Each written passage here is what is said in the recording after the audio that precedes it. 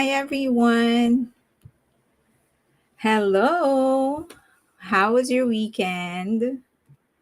I hope everyone had a great weekend. Let me just close some windows because.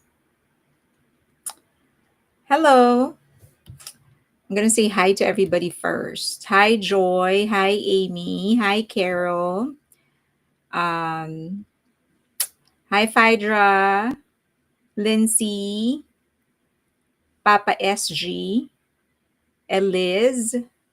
Anne, Leah, Angel Star, Shelling, Monimu, Rebecca, Evie, Leah, Amy, Arlene, Halina, Anne, David, Cindy, Elaine, Erickson,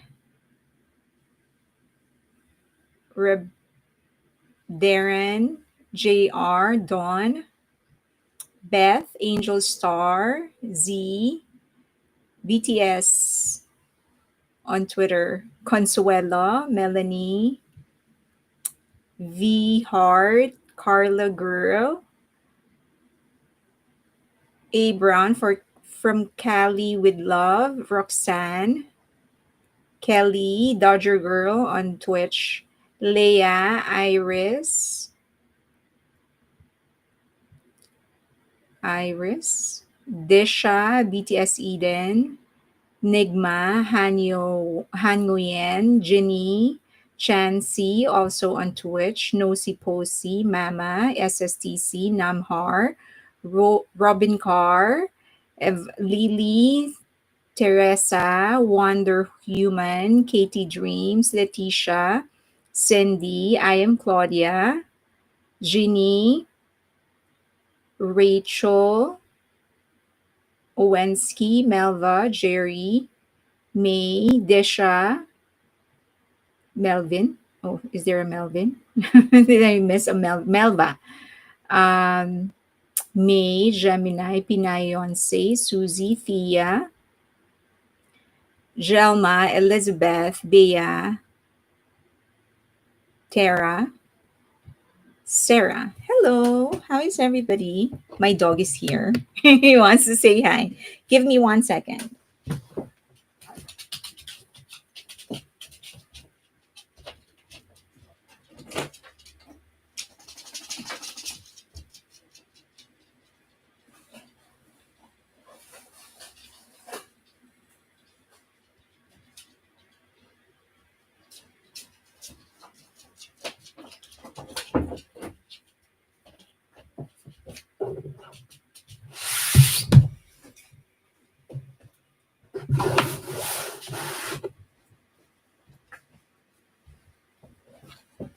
Come here.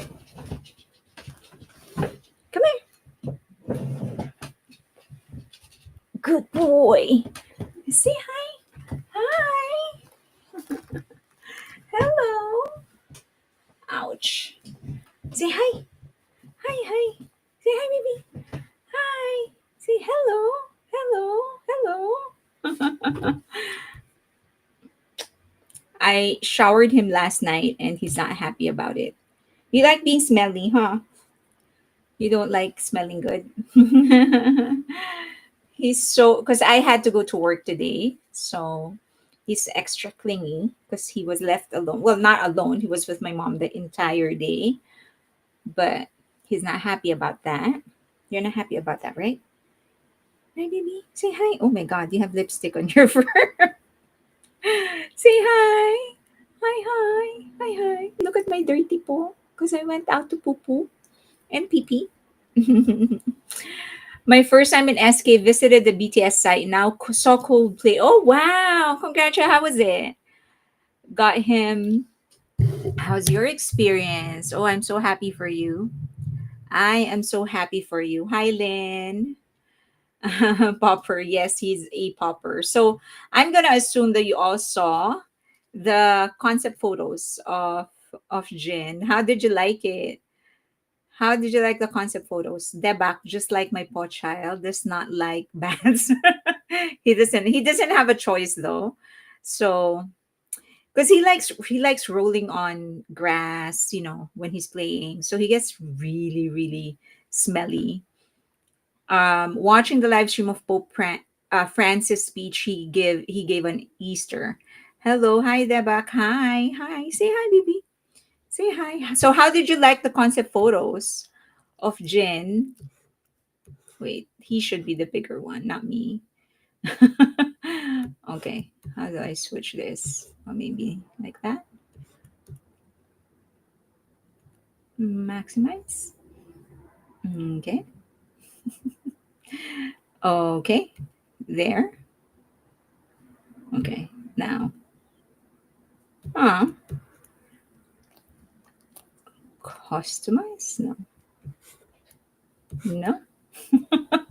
I'm trying to I'm trying to make him bigger. Oh, maybe that. Nope. Nope. Okay. Did you like his concept photos? Jin is a rock star. You think it's another like pop rock kind of album? Worldwide Handsome. I love, so he released several. So this is one, and this is another one. Maybe if I do this, no, like that, no, that, no, nope. Okay, let's do it that way. Okay, so he he released several photos.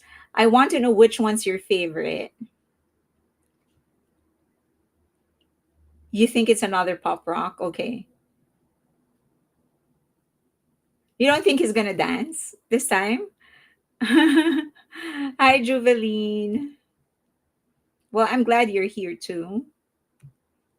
So, which one's your favorite? Which ones of the photos?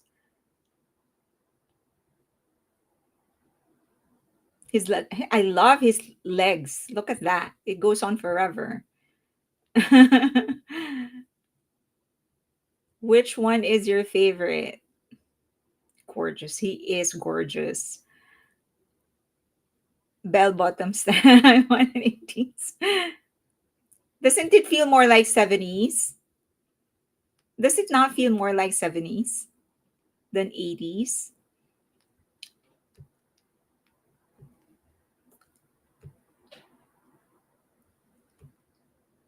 So which one's your favorite? Reminded me of Tess Layover. Look with some of the poses. Well, I heard some of the fans saying that it doesn't actually, for me, I don't know, but for me it doesn't remind me of, it's very different. For me it's very different. Um Layover is more like 90s kind of look, nostalgic. This isn't necessarily dated, more like nostalgic.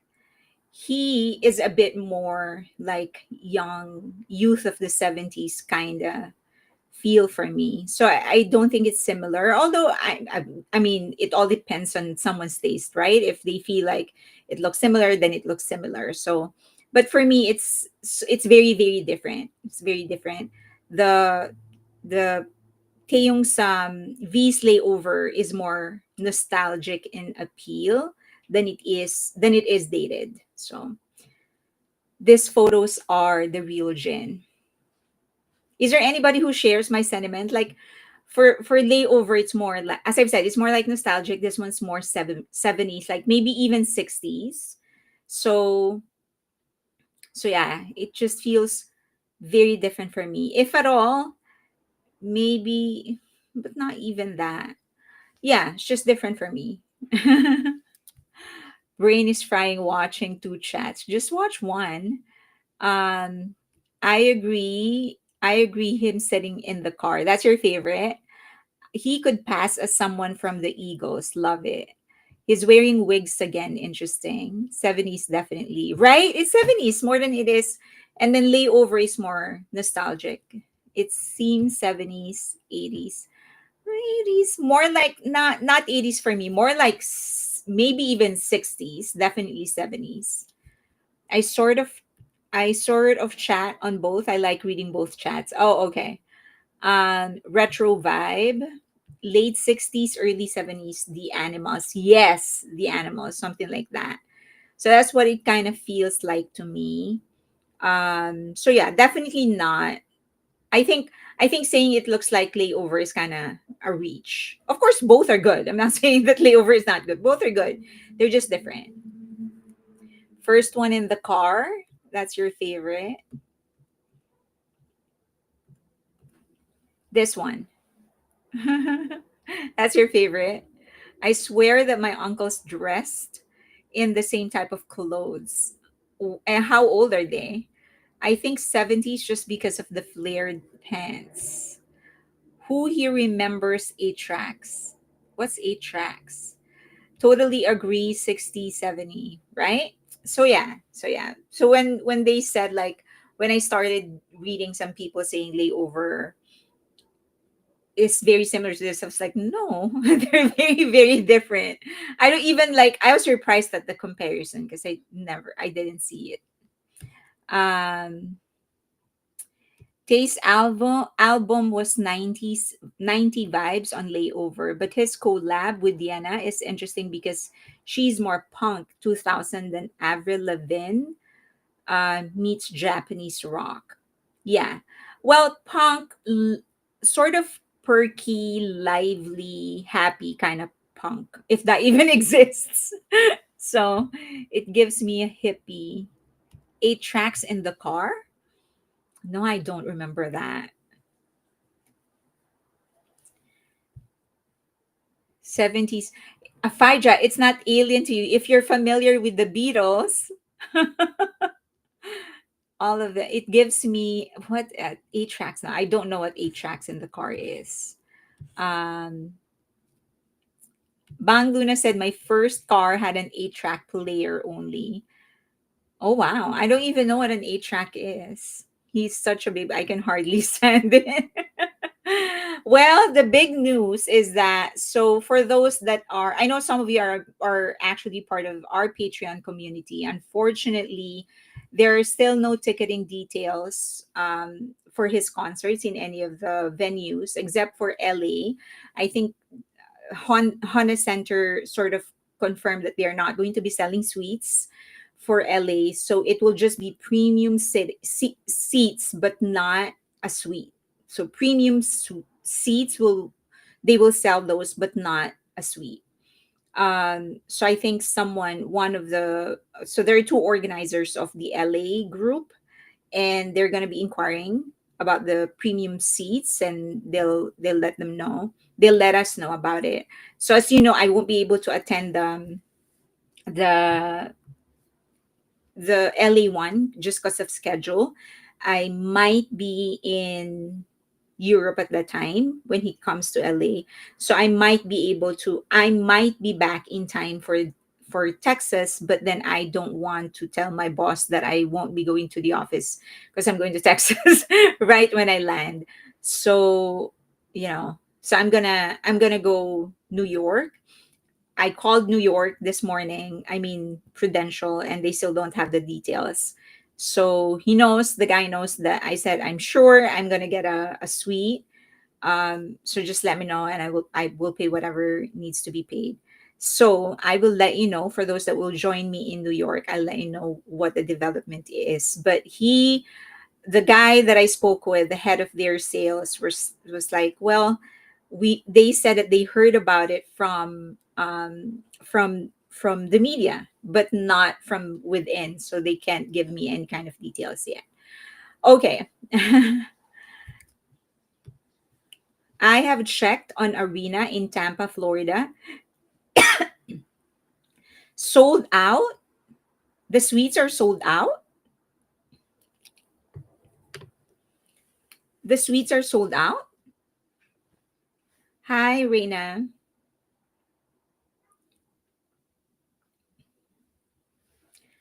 Sarah, the suites are sold out.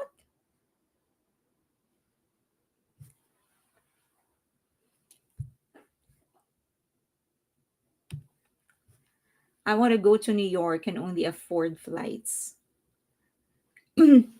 So yeah, the where did I my the hotel that I got is walking distance from the venue. Well, 11, 12 minutes, I guess. Because I walk slow, probably 15 minutes for me. So you want to go down and say bye bye? Wait, I'll show you to everybody.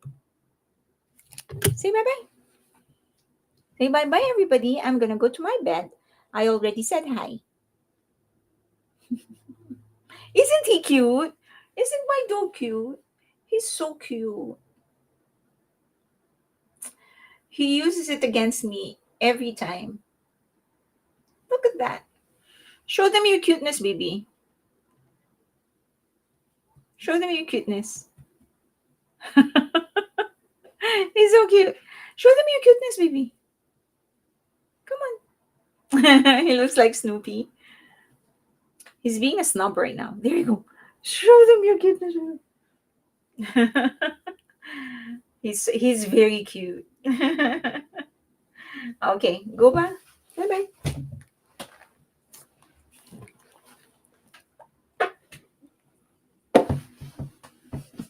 Okay.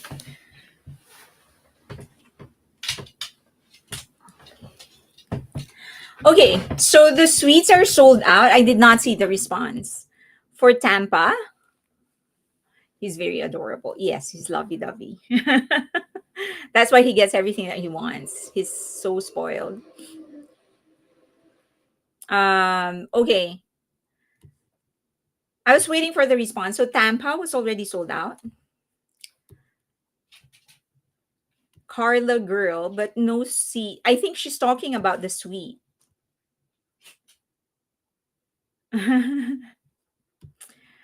What about my dog? Your dog is also cute.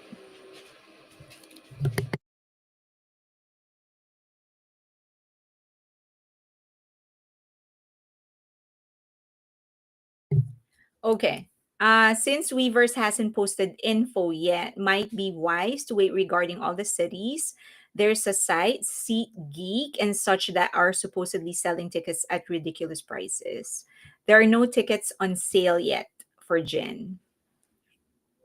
Do you even remember? Because I remember cassette tapes. That I remember. Yes. Okay, so as far as I know, they haven't been selling tickets yet. So maybe the ones that are selling on Seat Geek or whatever might be season pass holders. Could be that. But I would wait before you buy anything until Big Hit actually announces something. Okay,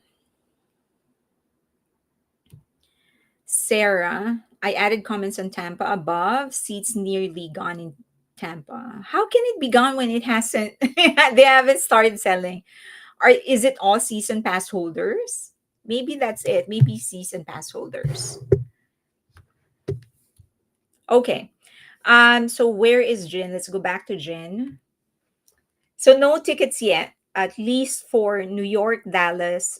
Sorry, for New York, Texas, and LA. There are no tickets yet, so we're gonna have to wait. No suites available. For Honda, they're not gonna be selling suites, so it will be premium seats, but no suite. So, um, okay, so there. The only Weverse announcement is a J-Hope exhibition in Seoul. Yeah. All right. Now, one good news, an additional good news that we got this week is that the hairdresser of Jimin actually posted something. I think Jimin visited the venue maybe recently or maybe several months ago. We don't know, but Jimin apparently is very much aware of Who's performance, the performance of his song Who on Billboard, and he was beyond grateful for the support of his fans. So the designer said he felt his fans' love and saw how Who didn't fall off the Billboard chart even while he was in military service. He said Who stayed, and this is a direct quote. So he's quoting Jimin. He said, "Who stayed on Billboard? Billboard, according to him, Jimin said this. Who stayed on Billboard chart all this time?" And I just thought, what am I? Their money, their love, it's all so precious. I'm just thankful they like me this much. So I was so happy. I know that um, that his fans, actually army, actually worked so hard for his song. So both army and Jimin bias fans, and also the general public, because one of the magic of the song, it was a really really um, sellable song to the general public, and so that's actually part of the power of the song. So I'm happy that he learned about it, that he was aware of how who was performing on the chart, and that's all I really wanted. I just wanted him to know, and never mind everybody else or everything else, just as long as he knows. Okay, so that's one good news. The other good news is that, so as you know, Les Seraphim actually finished their first concert. Well, their first in 2 years, and this is their first kind of official world tour, because the first tour that they had was really just for Asia. This time they're doing arenas, and I think September is when they're going to be going to North America, although they haven't announced the exact date yet, but they have announced their some of their Asian stops. And this picture is was taken by Yunjin. By Yunjin. That's her hand. She's the one wearing a hoodie, a gray hoodie, and her hand. So that's her hand taking a picture of all of their fingers. And this has Cat's Eye, ILLIT, and LESSERAFIM. So they're all complete. They all watched the concert of LESSERAFIM, and then they got together. I think it was Yunjin's idea to get them together for one picture. So it was a like a treat to actually see them. So yeah, okay. Um, and then the other news, someone is asking, how is J Hope charting? Uh, last in the talk of the charts here, I'll pull it up for you so that you hear it directly from them. But the talk of the charts prediction for, so he's definitely not in the top 10, that's for sure. But in their last prediction, I'll show you the top 10. One second. A lot, it's the chart is finally moving, meaning it's changing. It's there are new songs coming in. So for a really long time it was the same 3 to 5 songs inside the top 10, but it's finally moving, and it's all because of the new releases. So here I will share it with you. Okay, give me 1 second so that you see it from directly from talk of the charts. So they are usually the most reliable. They're not like accurate, 100% accurate, but kinda. Like I'll say 90 to 92% accuracy. So that's this is the top 10. You have Die with a Smile is still there. So but other than that, everything almost changed in the top 10. Birds of a Feather already fell off the top 10. So it's really just Die with a Smile that's hanging on in the top 10. And then this is 26, sorry. So here. So this is the rest. 11 to 25, and then this is 26 to 50. Okay, so and this is 51 to 75, and this is 76 to 100. So for now, J-Hope is out of Billboard Hot 100. We can still put him back on. So if you have Lara Nuking, mm, on other charts, do you mean? do you mean other charts? This is what I showed you is just Billboard Hot 100, by the way. This is not Spotify. It's just Billboard Hot 100.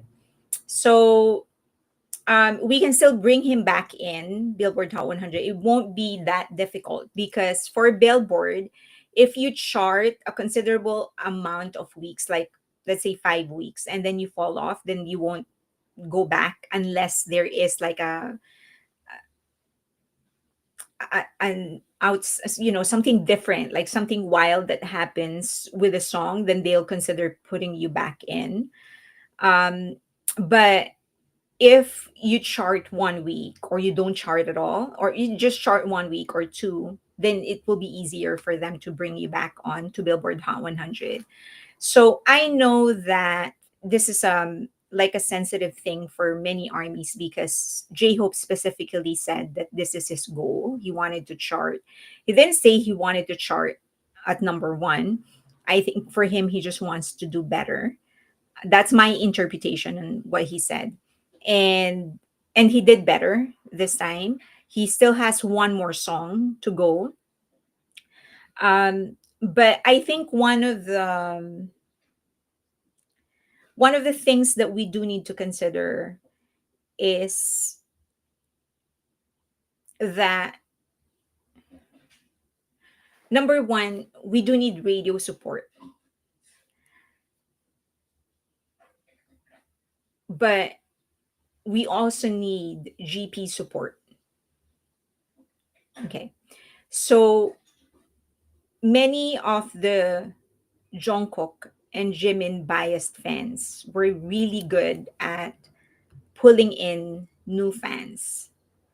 So if we really truly want to help any of the members chart higher, we do need to start introducing them to new fans and not gatekeep them. So um, I think one of the things that I hate my hair today, sorry. So one of the things that a lot of people don't do for J-Hope is use this music for their social media posts. For and that helps a lot because that sort of introduces the song to the general public. So if you can introduce him to new fans, use his song. If you're going to create a video, use his song. Just send the songs to your friends, to relatives, to family members, even if they are not fans. So that would really help. So yeah, that's I think that's one of the biggest problems um with this release. Like a lot of people were sort of gatekeeping him and gatekeeping the song when in fact we should be sending the songs out. So oh, thank you. I hate it today. So because I use I shampoo like once or twice a week, and then before I shampoo I put oil, virgin coconut oil. So I put oil, but I think there's still some oil left. So it's not like it's like it's not that soft because there's still some oil left. So I need to shampoo one more time. This is the issue for Rapline. Use their songs on Reels, Shorts, and TikTok. So this is the issue for Rapline. True. So and then I don't understand. This is the question of Doll Baby. I don't understand why he's not charting higher with these songs because both songs are good. Uh they are. They really are. And they were specifically made for the North. Not specifically made, but they were created for the greater majority, right? It's kind of similar in the tone.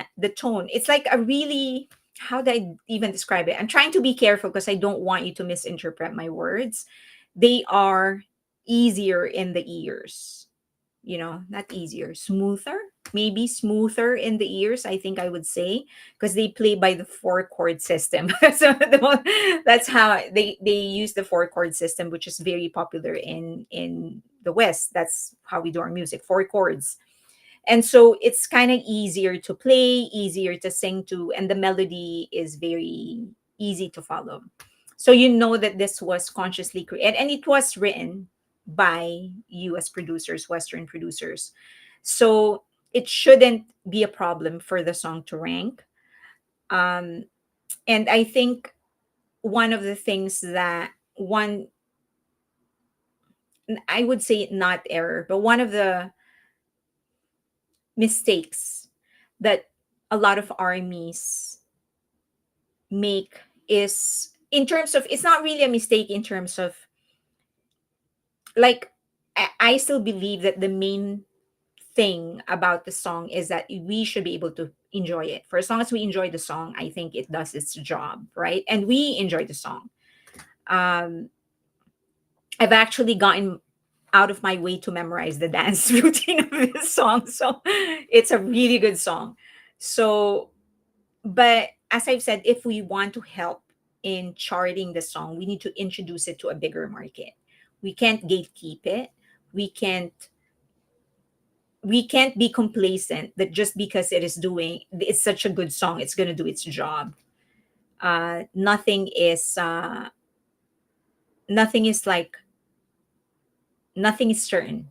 Nothing is certain. And so we need to, if we want to help in charting the song. But I think the most important thing is still to enjoy the music. Okay. um I have to apologize, I did not know that Jin was doing a concert. I have been busy helping organized protest against Trump in Colorado. I will do better.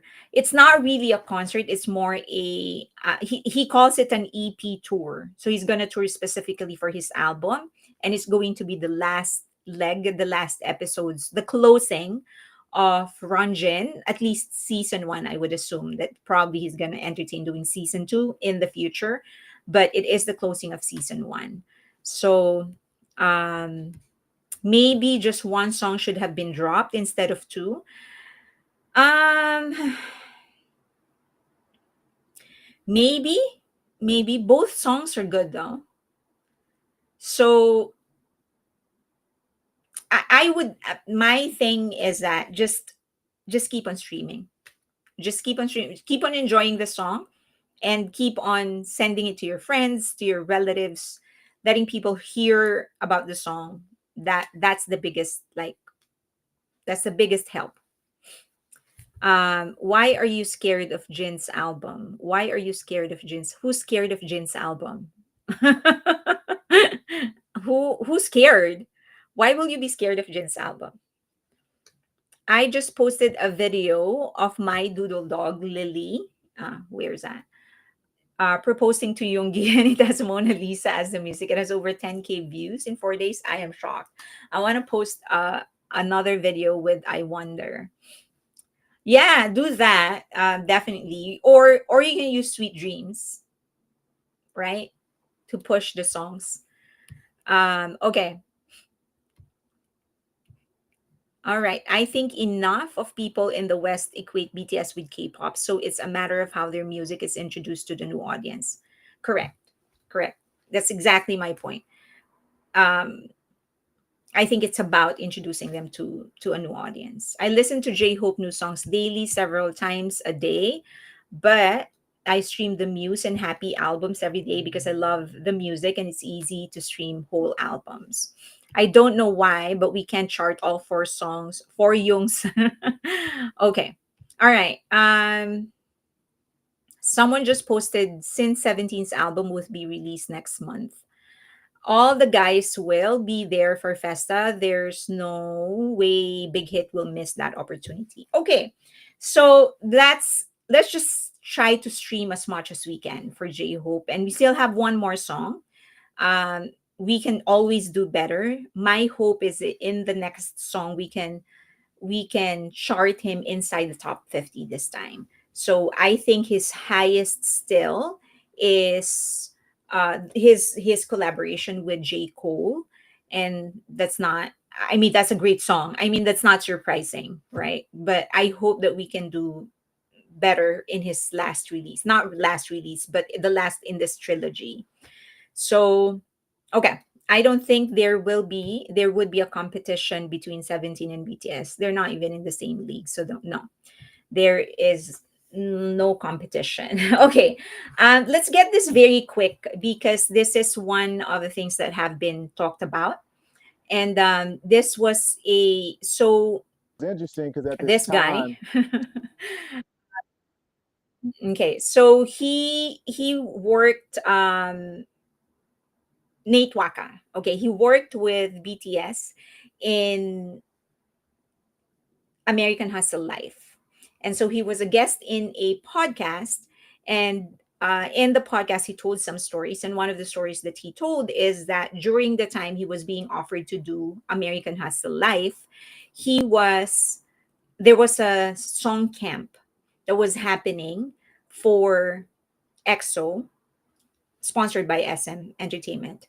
And he was told, he was sort of discouraged from doing American Hustle Life because apparently BTS was a filler group. Like he was told, like, it's not nothing special. They're just a filler group. So if I were you, I would just do the song camp. Okay. Now, everyone has been talking about this thing. Like, it sort of brings back bad memories. I would like to think that armies have moved on from this thing. I mean, BTS is already very successful, but of course, if you bring back painful memories, especially revelations like this we didn't know about, right? So a lot of people are asking, like, what else did do we not know? What else happened that we don't know about? So these are some of the people that participated in American Hustle Life. Okay, so as you know, to a lot of people, they don't like that show. Now, as painful as that thing was that he said, so it's let's interesting listen to because a at little this bit of what he time said. Okay. there was uh, there was like a writing camp. I want to say for like EXO going on. I believe EXO had like a number one record out at the time, and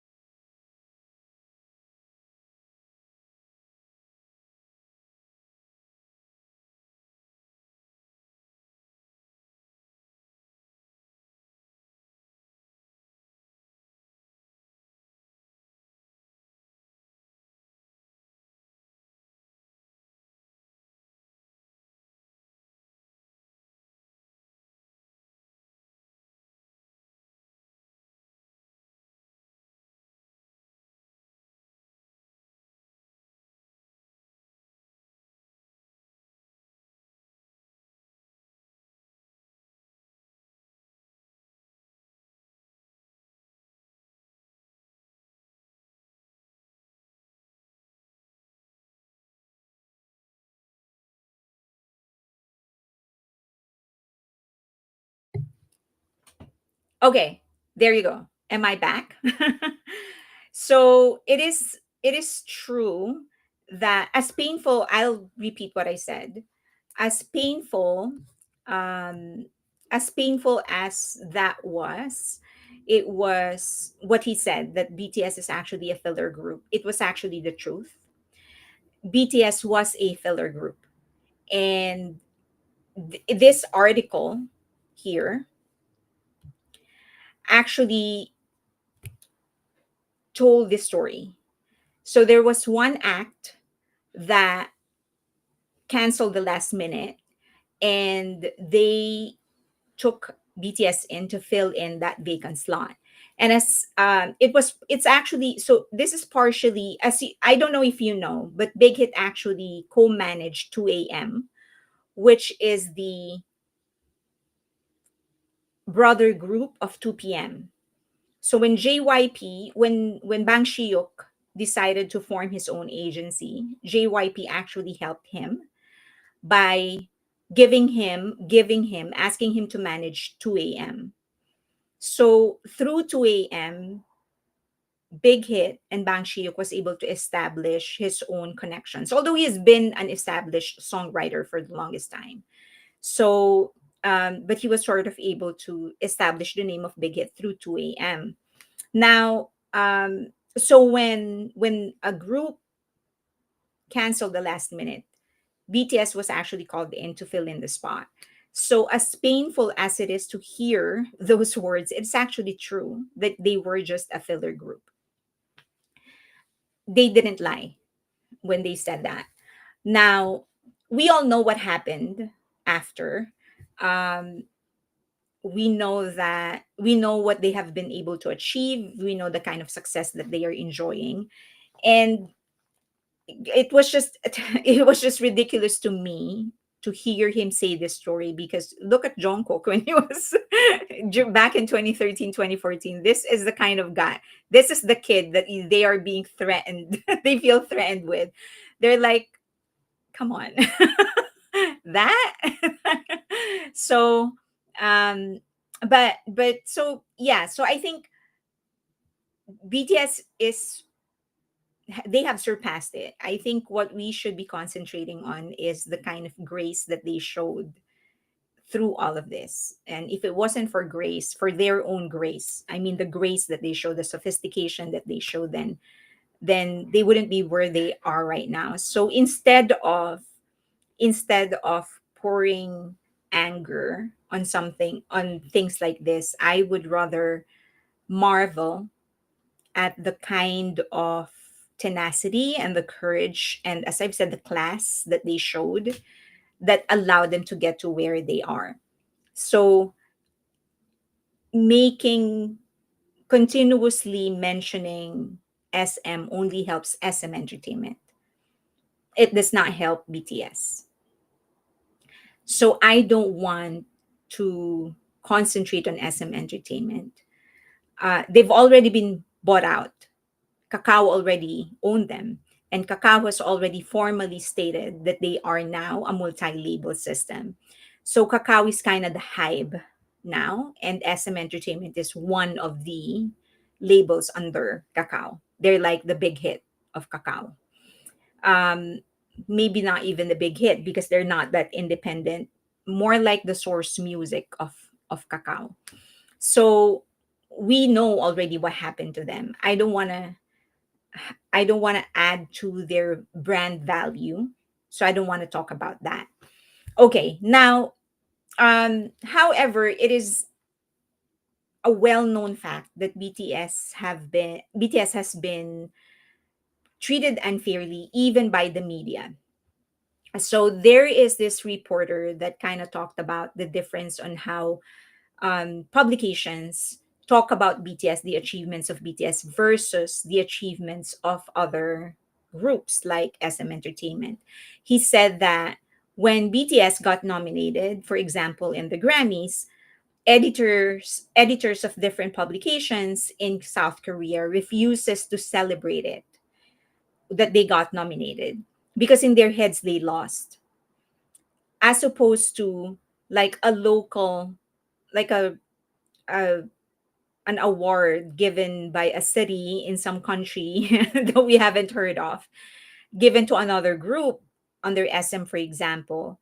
Publications in South Korea will celebrate it because it's a win. So even if Grammy is a bigger, the probably arguably the biggest award giving body in the world, they won't celebrate it because BTS didn't win, as opposed to a local award in some town in a country we haven't heard of. If a certain group won, they will celebrate it because it's a win.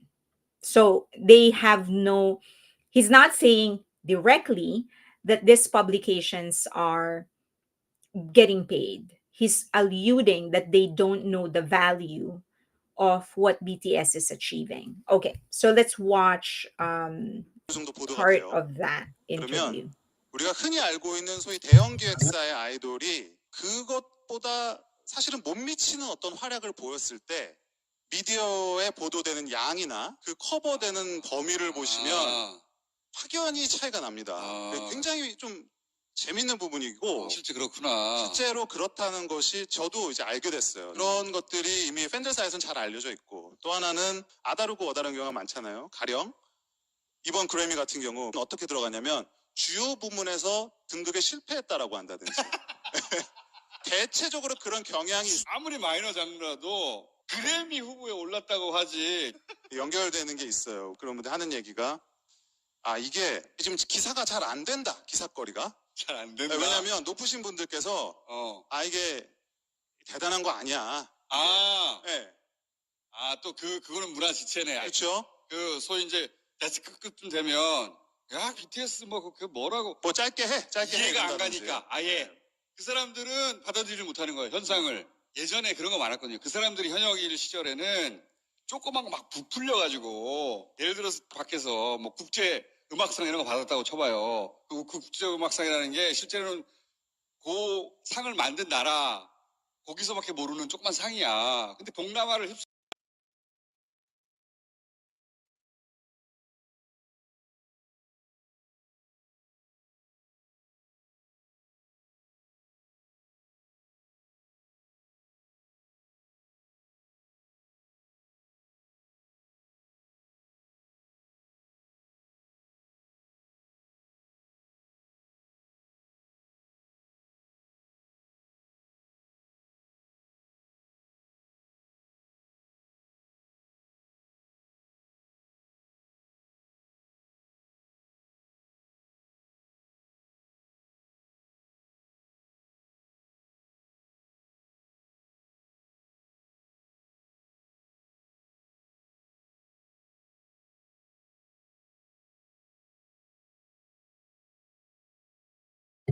I always keep on putting my sound back.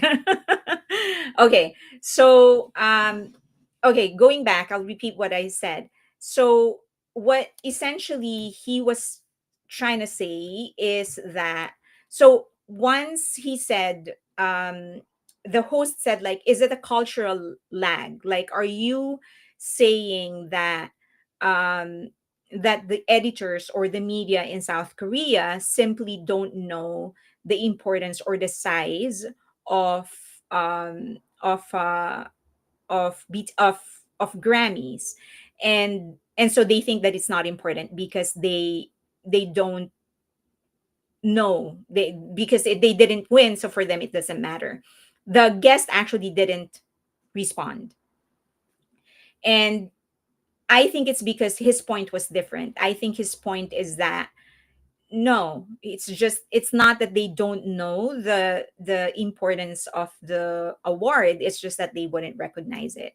But it has always been like that. Like, there is this, I think the only reason this media, many of these media companies continue to write about BTS is that they don't have a choice. When you're selling out Wembley multiple days, when you're selling out SoFi, and when you are in this much demand, when you're topping Billboard Hot 100 as a group and as individual performers, you kind of don't have a choice but to acknowledge it.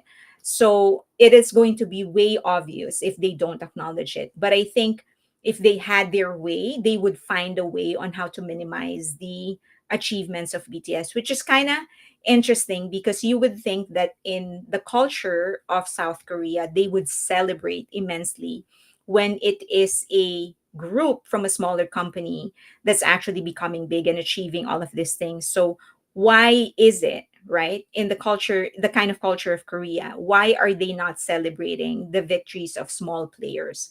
And I do think that, I think it is incumbent upon the culture of South Korea to celebrate um the small players, the Davids of their industry or of their country.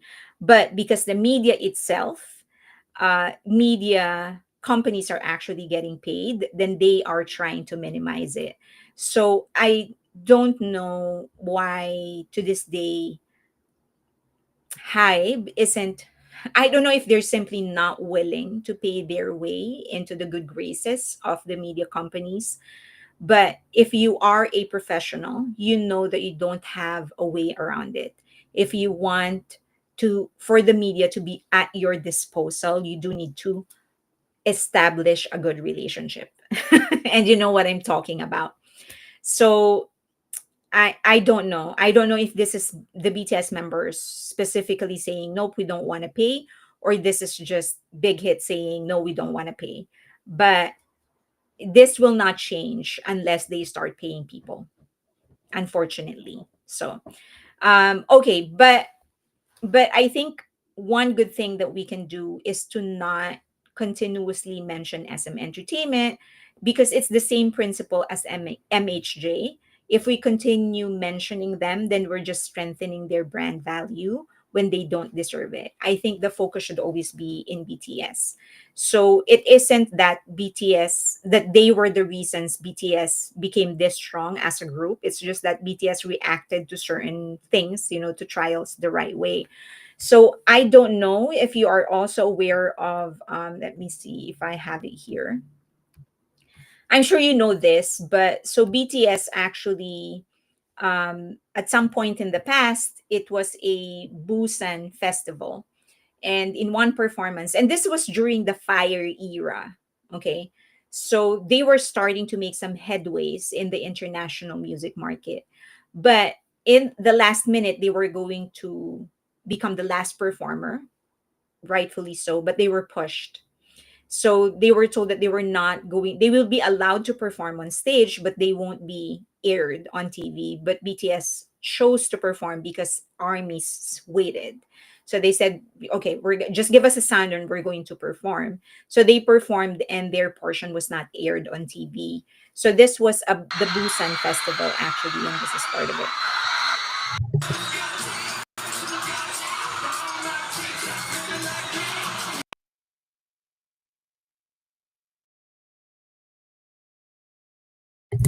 In here, in this performance, BT RM was actually not with them because he was injured. And this was the Busan Festival. This was during the time they achieved number one in the world digital charts, and they were the first one to do so. And they also made it inside Billboard 200 already. So this was the beginning of their journey, of their international domination. And they were also all, by this time they were set to do a world tour, an arena tour, and yet they were still not given the courtesy to be allowed to perform. Because in my head, even if you don't allow them to become the last performer, they should still have been allowed to perform, and aired, and their performance should be aired, but they still didn't do that. So that should give you an idea. During that time, imagine, they were number one world digital song chart. They got inside Billboard 200. They were starting to do a world tour in a size that no other group, no other Korean group has done, and they were still treated that way. So that should give you an idea on just how harsh Korean media is to these boys. And I really don't understand why, because they're the nicest of people. And the only reason I could find is that they're not paying. Because other than that, I can't find a reason why they are still treated this way. Why? Why are you still treated this way? Even the way the media treated them during this Minheejin scandal, even when they're not involved, they're getting dragged with all the, all this. They're trying to make up all the scandals. So it's like, why are you not protecting the group that is bringing trillions of won in your country? So I have no idea, but I do feel that there are more to come. There are more information that will be fed in the next several years, and it's going to shock us. But when that happens, let's just try to avoid mentioning this company, this other company, and concentrate on mentioning BTS, because we do not want to give brand power or brand recognition to others. So don't mention their names. Don't mention BTS. If you want, you can replace their name instead of SM, do 8 and not something. I don't know, but just avoid mentioning their name, because you're giving them brand recognition, and so are the other groups. So okay, do you have questions? I'm still not over what the media did to SUGA. Um, that is another thing. So I'm going to confess with you. So I know that the consensus, or I call that a consensus, but the fandom kind of wanted to avoid mentioning that and showing the picture. But in my head, I really wanted to just show the picture to everybody else, because I've mentioned to you before, if you try and stop them from doing something, they will do it. The only way to get them to stop is to disempower them by snagging, by stealing the narrative and owning it. So, but yes, I think at this rate, internationally, nobody really cares about the case, about the Suga incident. I think, as you know, the West was just laughing at it, laughing at the entire thing. Like, so that internationally, his career is not going to be affected. So if we just continue concentrating on their music, it should be fine. Okay. BTS designed to be successful without the connections and the power, and that is why they get the treatment. Just greedy people wanting things to go their way. That killed me about the spy. Suga was a scapegoat for crooked politics. Okay. How does Big Hit protect TXT differently than BTS? How do they protect differently? I'm not familiar. So you're gonna have to expound, because I'm not sure what you're talking about. Fairlane, you and me both. Fairlane, you and me both. I have not forgiven SK Media and netizens for how they tried to sabotage Suga. Scooter Gate was an international joke. I have heard from some veteran armies that some EXO members were bullying BTS in those early days. I will be very careful about that, because as far as I know, some BTS members were friends, or at least close acquaintances to some EXO members. So I would be very careful about accusing somebody of bullying. That's not a joke. Because as far as I know, they were like, I don't know if the friendship continued, but they were good acquaintances at the very least with some of the BTS members. So, okay.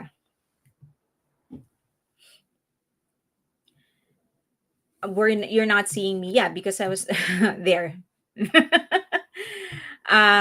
Okay.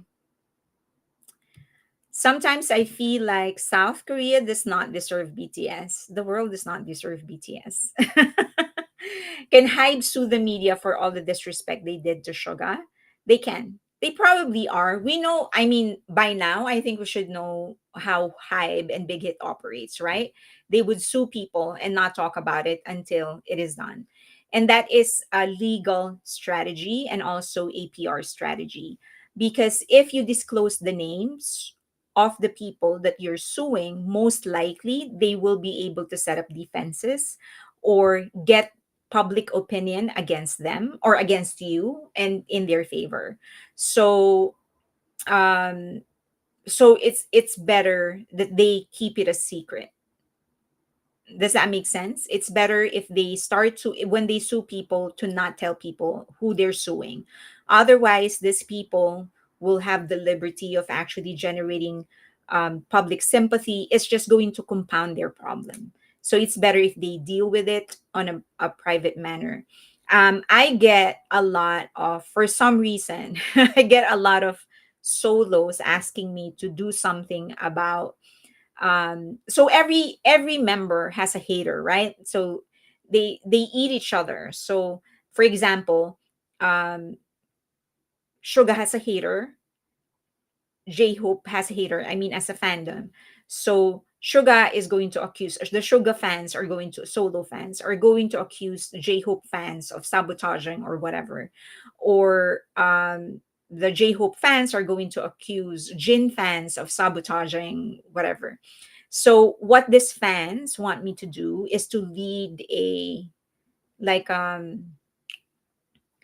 revolution, I guess. I don't know. An online campaign to make these people stop. But I can guarantee you that if you pay attention to these people, it's their fuel. It's the fuel to their fire.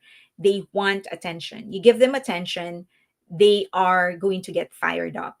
So the best course of action is that if you learn about these people, these accounts, these social media accounts, report them. Don't stop reporting. Just keep on reporting them. report them on Twitter or Facebook or whatever, and also to Big Hit so that they can take legal action. Okay. Okay, so let's go to the next topic. Um, Ray Celeste, Miss Fairlane, why some carrots feel that HYBE is not making any effort in supporting 17, even if they're the same company now. Just saw some ranting on X about this. Every group feels that. Every fandom feels that. I mean, even in BTS.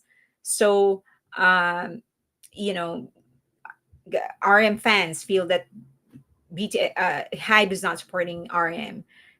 Jin fans feel that that HYBE is not supporting Jin. Every fandom feels that way. So okay, like what do you want to do?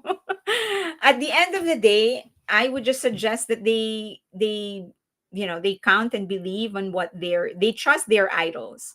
So if their idols choose to stay, that says something, right? If after 7 years their contract is up, they already renewed. So if they chose to renew, that says something about their relationship um with the with the agency. And that is it. That's the end of the conversation. So okay, let's go to the next topic. Okay, so just wanted to do to highlight certain things because we're getting close. We only have 60 days. Do we have 60 days until the seven of them are together? So because that's 49 for RM and V and 50 for Jungkook and Jimin, and then 60 for, am I right? 60 for Suga. So all in all, 60 for the seven of them to be together again. Um, so I wanted to highlight certain things, big achievements of BTS that don't always get the attention, but we should actually focus on. So these are some of the 10 of the most important but under celebrated achievements of BTS. Let's focus on the positive. Okay. So number 1, I know that a lot of people hail Gangnam Style for its popularity. They praise it to endless degree, feeling they feel that they often credit this to be the song that actually opened opportunities for Asian acts. The truth is that it's not. Gangnam Style, especially for those that are Asians living in the US, it actually reinforced a an Asian stereotype or Asian stereotypes, not just one, that hindered many from taking Asians seriously when it comes to the art industry or entertainment industry. I remember showing you this video of Scooter Braun, and he was talking about how when he was describing Psy, he said that this slightly overweight, middle-aged Asian. That's how he described um, Psy. And he described it with fondness. He wasn't like insulting him. But that was exactly the stereotype on Asians. And so that's their image of Asian men, like overweight, funny. So it wasn't exactly a helpful thing for other artists because, as I've said, it reinforced the stereotype. In fact, Harvard Business Review said this: Psy's voice was as distinct as ever, but Gangnam Style was innocuous enough when it was just a funny foreign novelty. But as the video smashed record after record, the consensus of favor curdled into disgust. The same people who had annotated in excruciating detail every one of video's ridiculous moments were now calling it overrated and undeserving. So the article actually went on to further say that it felt at some point that instead of the world laughing with him, with Sai, the world was actually laughing at him. So doll baby, who is the troll? So it wasn't exactly um Beth, so who is the troll? Tell me now, who's the troll? So it wasn't a helpful thing for Asian artists. It was in fact a hindrance. as I've said, because it reinforced a um so ignore, just tell me who the troll is and then ignore her. Just don't pay attention to the person. Just tell me who it is. Just say the name and then just ignore the person. Okay, I got the name. Okay, so ignore the person. Just don't pay attention to the person and just concentrate on what I'm saying, and I'll do something about it. Okay, so you also can block the person so that you don't see that troll, and I will take care of it. Okay, so there was actually an article. This is a lot of the articles that reviewed Gangnam Style actually have been put down already. So it was taken off online. So when I was looking for all of those articles, it kind of disappeared already, but there are some that are still left. And so this is one of them. This is a review of the song and the actual, like, the popularity, not just the song but the phenomenon of Gangnam Style. So he, in this article, he reported, or she actually said, she pinpointed exactly about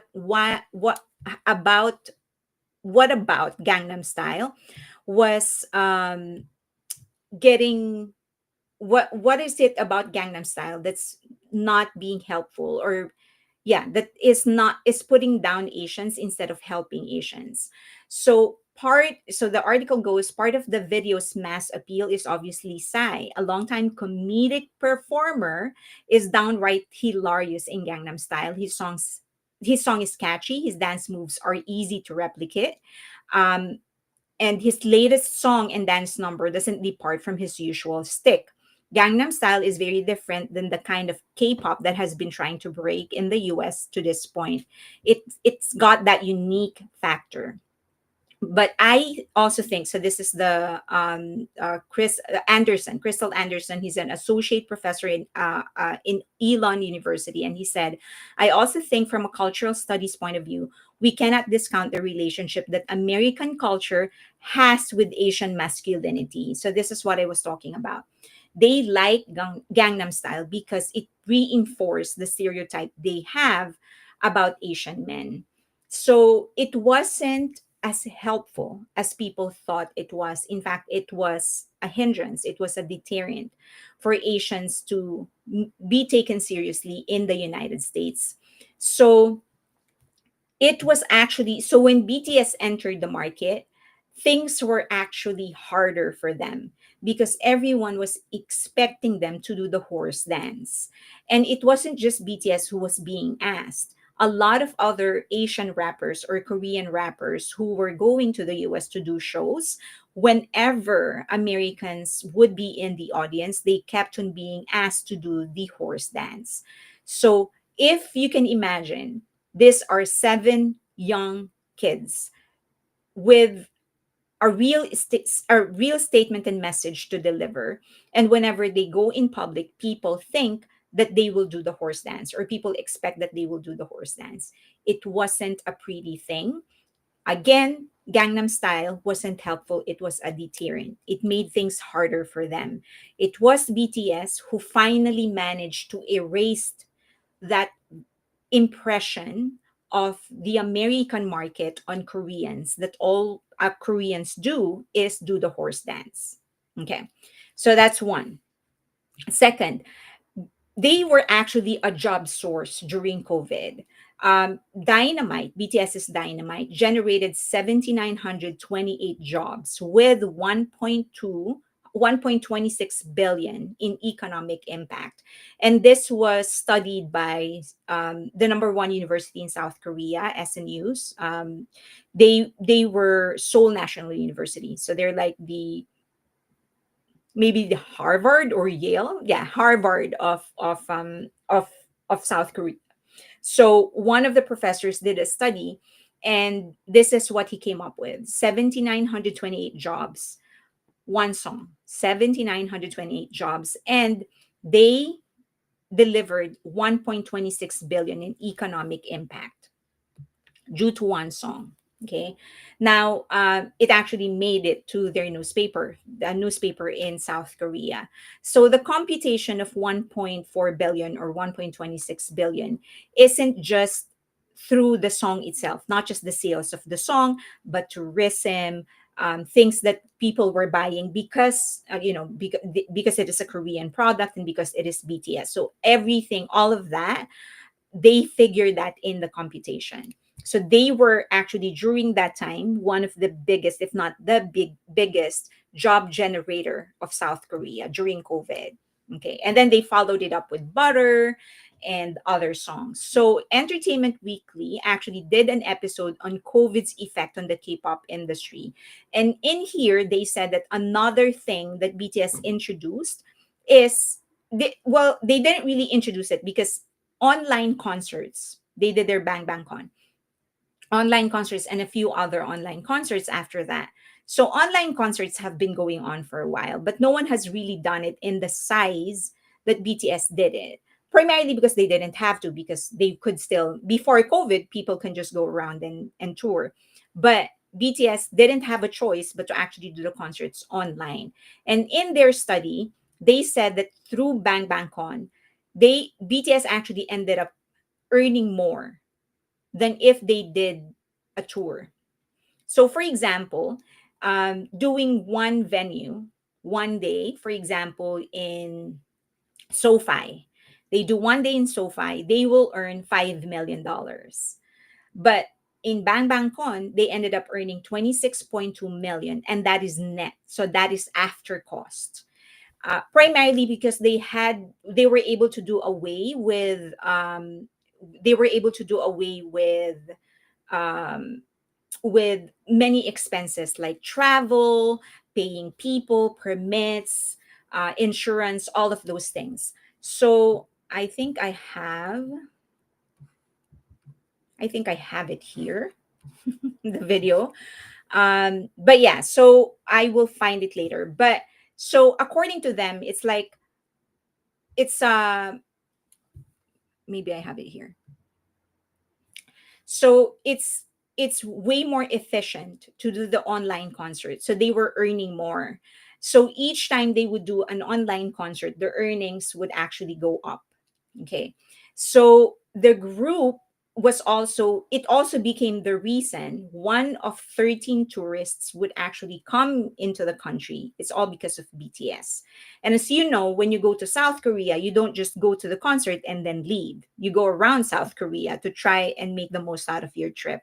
So all of that they were able to equate to BTS. But the 26 million, that was just their earnings from the actual concert itself. It does not include all the other indirect earnings that South Korea got. 26 million was just for BTS itself, for themselves, just the members themselves.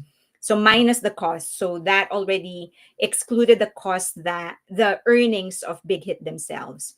And of course, they inspired academic and institutional recognition. As you know, they were actually selling out books.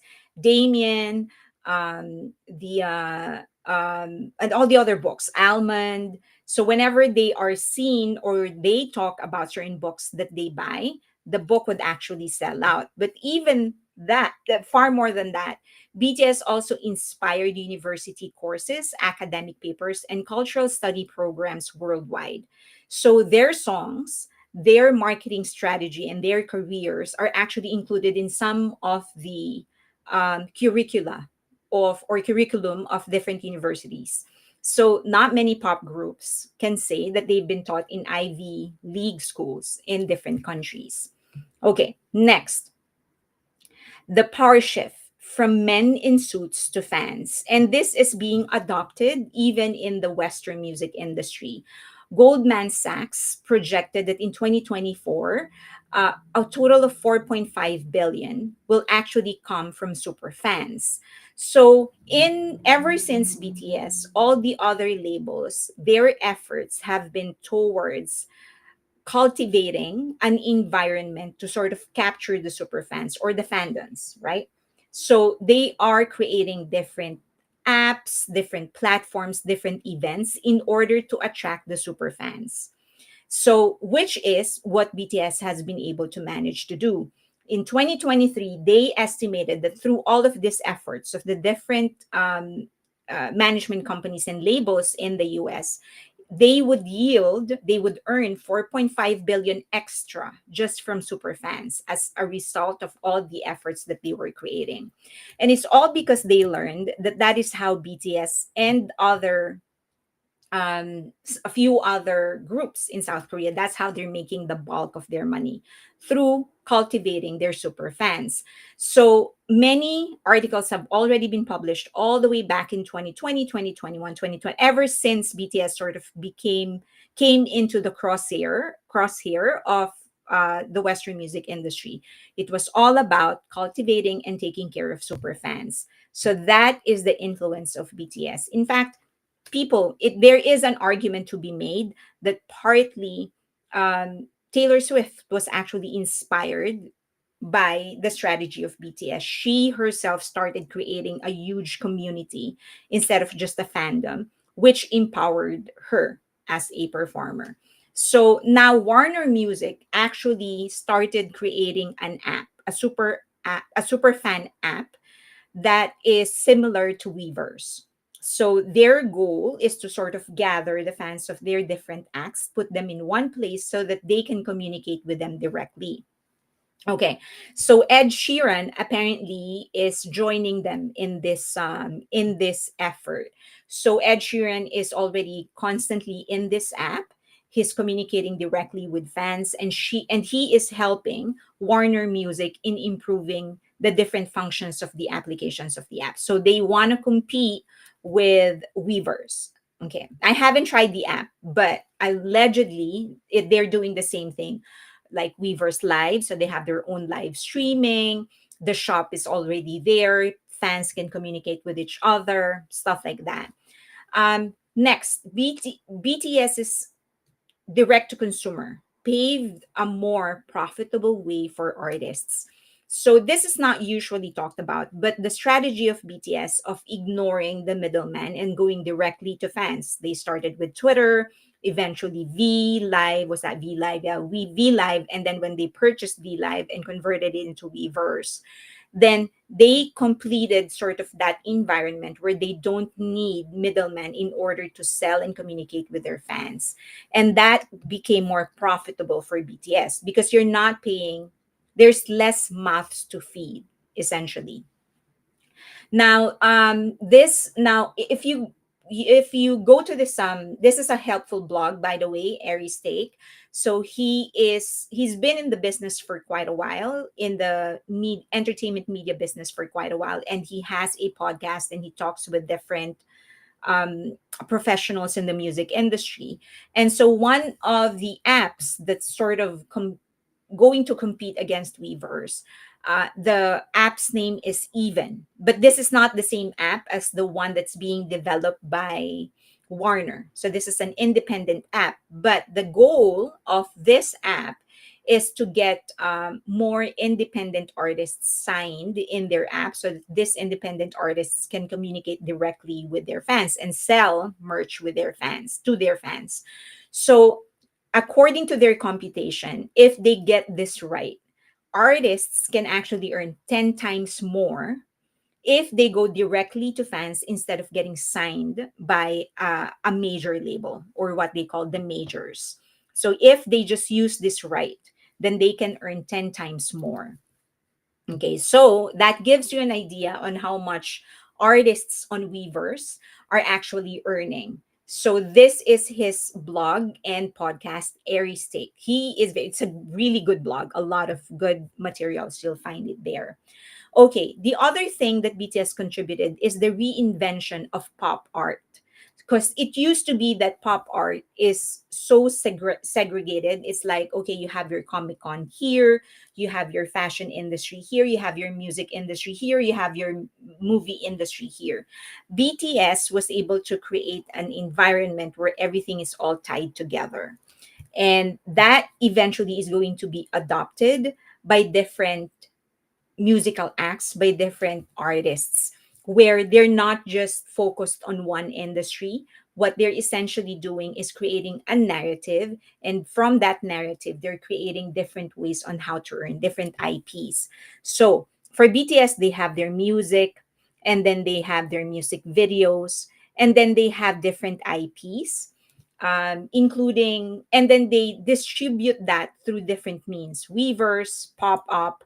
All of this they were able to create because they have they created that environment where their narrative gets adopted through different IPs. So as I've said, right now, most pop art is just segregated. So it's either you're just in comics or you're just in music, but with BTS, it's all of those IPs together under one brand. Okay. And then, of course, IP beyond fashion. I don't know if you observe this, but many celebrities, if they want to do a merch, if they want to get into selling a product, they go fashion. They feel that the twin of music is fashion. And of course, the most successful probably is Rihanna, right? She became a billionaire because of Fendi, that she actually stopped making making music and just concentrated on on her brand. But BTS changed that. It is not just about fashion anymore. They created many other IPs, non-fashion IPs, that are now earning money for them. So for BTS, they have BT21, and BT21 is actually the most successful non-fashion IP from an artist. Now, I wish I can give you the numbers, but I signed an NDA, so I can't give you the numbers. But I think eventually people will learn. Someone is going to disclose what the number is, and you will learn that it is actually the most successful non-fashion IP from an artist. The only like question in my head is whether or not they will eventually buy the whole IP, because it's co-owned by Line. That's the problem, by Naver. So they this was co-created, this into each of the character, it was co-created with Naver, Line specifically. So I'm just wondering, like, at some point, are they going, will Big Hit actually just buy the IP so that they can do whatever they want to do with it? But other than BT21, they have other IPs like Tiny 10, which is more directly from their image, and a host of other things like the book, the movies. Another thing is that they reshaped the idol training system. So I think you've heard of all the stories, the horror stories of the different idol training system. It's still happening, but because of BTS, that changed a lot. I think when BTS sort of showed just how beneficial it is to give much more freedom to your artists, to your trainees, you have a better chance of actually becoming more successful. So, from RM's playlist to independent scheduling to social media independence, all of this started with BTS. And when they were able to deliver good results, other agencies started training their idols in a more loose way, but more detailed as well. And then, of course, I don't know if you know this, but Spotify actually has a merch company. So if you sign up, if you are an artist in Spotify, you can actually create merch with their help, and they will also be the ones to manufacture it and also to ship it. And these were all inspired by BTS. The name of the merch company of Spotify is Top Drawer Merch. Okay. So if you go to their website, they say it's not just your typical agency, it's a revolution in merchandise operation and brand management. We are not just a service provider, we are storytellers, enthusiasts, and innovators. So essentially, if you approach this agency, what they help you do is also co-create your brand, your IP. They're not just going to accept whatever it is that you give them, they will co-create it with you, which is inspired by what BTS did with BT21 and Tiny 10 and all the other IPs that they have. And lastly, BTS actually just made it possible. They made everybody realize it is possible. BTS was the one who started going on an actual world tour. An actual world tour when idols were really just concentrating on Asia. Everyone was going after the Chinese market and the Japanese market, and BTS just went west. And then when everyone started touring, they did semi-residency because they were close to actually enlisting, and they wanted to get as many people as possible in their concerts. So they did a semi-residency in SoFi and a semi-residency in Vegas. And they also started real full production online concerts, because when artists were stocked, BTS refused to get stocked. That's why they started online concerts. So all of this actually started with them. At the end of it, BTS didn't just empower artists in terms of creative control, but they also empowered artists in terms of financial control. They have more ways to earn, better ways to earn, and they've shown everybody's as some sort of a case study that it is possible for an artist to cultivate this kind of environment where they're not just connecting with fans, but also giving fans an easier way to purchase and support them financially. Okay, you have questions. Creating their own university could be an extension, advanced degrees in dance, media production, etc. Something their later years. Maybe one of them will, or maybe they will just choose to do it within HYBE. Because remember, BTS they are part owners of HYBE. As a group, they are the fifth biggest shareholder of HYBE. So if they move as a unit, they can actually flip things around. So I think, and I if you are in a company that's just sort of allowing you everything that you want to do, everything that you want, which according to BTS is what Big Hit is allowing them to do, anything that they want, there is really no point for you to put up your own company. It's just an additional headache. If you can do everything that you want to do with a company like Big Hit, just stay and do what you want to do. So so yeah, I think maybe some of them, I find it hard to believe that they will not evolve. I think eventually BTS members will take on different roles within Big Hit and within HYBE. I just don't know what that is. I can guess, and I think I've told you what my guesses are. I think at the end of it, J-Hope is the one who will end up training a group. I could be wrong. But I think like the three matinees, I think they will continue sort of performing actively for a really long time. And I don't know, Suga will probably pursue with his plans of getting a license to become a licensed therapist so that he can help idols. I don't know, maybe it's going to be really Jin hit at the end of it. So Suga will be a producer forever. Well, he loves writing, he loves producing, so I won't be surprised. I also think that he will continue performing. I mean, I think all of them will continue performing for as long as their body allows them to perform. It's just the degree of activity. So, has their shares grown? I thought it was less than 10% for all of them together. It was less than 10% for all of them together. It's just that as a unit, if they move as a unit, they are the fifth biggest. So the majority is still Bang Shiyuk. So have they bought? It hasn't been published that they've bought any extra shares. I will find it hard to believe that they haven't bought any. I won't be surprised if they bought extra. RM will be president of Republic of Korea. Oh my God. Maybe end up doing something like what Zeko has done to produce Boy Next Door. I just hope they keep performing as long as Aerosmith and the Stones have. Oh my God, that would be the ideal scenario, but that would also mean I can't retire until the day that I die. Because I will keep on supporting them. So imagine we're not just supporting one group now, we're supporting 7 other solo artists. So that's 8 artists. That's expensive. Okay. What I'm hoping for, BTS is that they will start mentoring trainees. I think they will. I think they will. They will eventually start mentoring trainees. We just don't know when that is. I think for many of them, they're not quite there yet. They're not quite ready to slow down. I think for them, they still have a lot of things they want to accomplish and achieve. And they are right. There's still a lot. Um, yeah, I mean, they have barely scratched the surface with their solo releases. They were so pressed against time. They going to enlist. So they sort of have this deadline. So I don't think they were able to, I am pretty sure that they weren't able to do everything that they want to do as individual artists.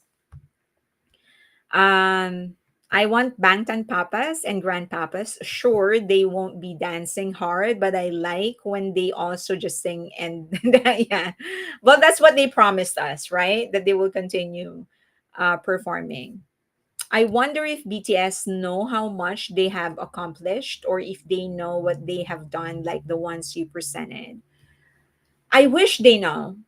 But you also have to give them credit for it. I mean, they're very, very smart. So I am confident that they know at least part of what they have been able to achieve. Don't worry if I interview them, I'm just going to tell them.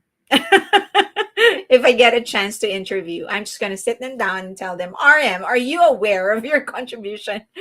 Okay. I wish, right? Okay. Let's see. What else do I have? It's interesting because at this time,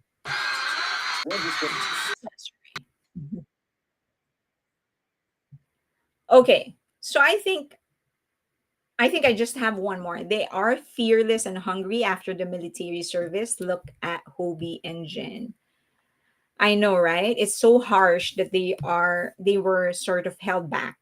They were not allowed to they weren't held back for 2 years because it's obviously what they love doing. I mean, just watch J-Hope and what he does on stage, how in love he is with what he does, how happy he is to be up there. I just thought to myself, my God, you took that thing away from this man for 2 years. It's not like he's just earning a living. This is his happiness, it's his passion, and you made him stop doing it for 18 months. So, you know. Okay. JK said he would continue singing into old age, even at a piano bar. Yes, manifesting interview. Yes, please manifest an interview. I don't know if you watched LESSERAFIM. Oh, we have how many? We have 669 people on YouTube, 332 on X. Why are you guys not saying hi, X people? And then I have 7 people on Twitch. Why are you not saying hi, X people? Or maybe these X people are waiting for me. Are this the haters? It says 332 viewers on X. Okay. So I don't know if you guys if you guys got the chance to watch the concert of LESSERAFIM. Oh my God, they're the best performers for me among girl groups of all time. Oh yeah, please like the stream. If you're not a hater, please like. If you're a hater, also just like because you're here. Please like the video. I keep on forgetting. Someone suggested that I do you know, like occasional reminder to like the video. Will Big Hit create another GG? Will Big Hit? I don't think Big Hit will. They are launching a boy group. So I know that they already have their fandom manager.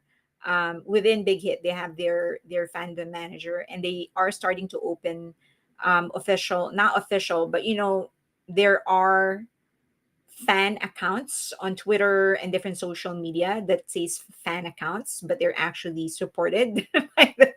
So they already have that. Okay, so I don't know if you got the chance to actually watch their concert. If you haven't, I posted it on Patreon, at least part of it.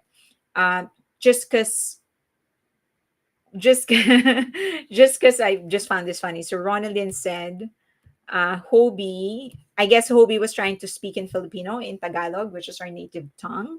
And he said, walang uunge. And that is supposed to be walang uuwi, which is nobody's going to go home. Nice try. Nice. I appreciate the effort, Hobie. Okay. So for me, after watching the concert, I could definitely say definitively say that they are the best girl group performers for me of all time, bar none. They are the best. And not just that, they're also very intelligent in how they design the entire concept. The one thing that is very different in this album is that they have more creative control. In fact, Yunjin actually talked about that. She directly stated that she she said this is the look, essentially the look and the environment of Hot was actually her contribution, or at least the group's contribution, not just hers. But it definitely came from her or from the group. She said that Bonnie and Clyde was actually a major thing for them, so they have way more creative control here.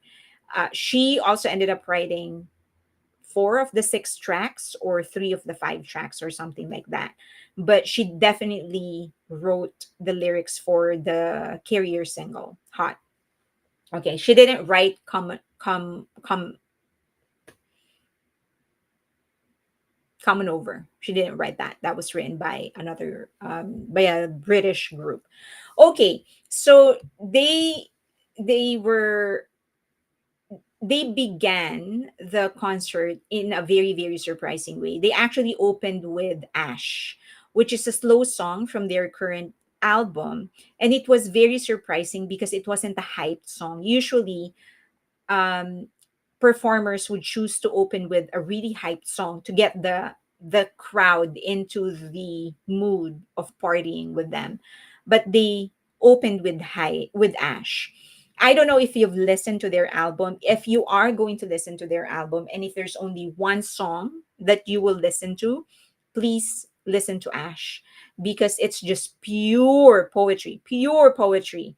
So it was written by Yunjin, and the gist of the message of the song is that it is that moment when you burn,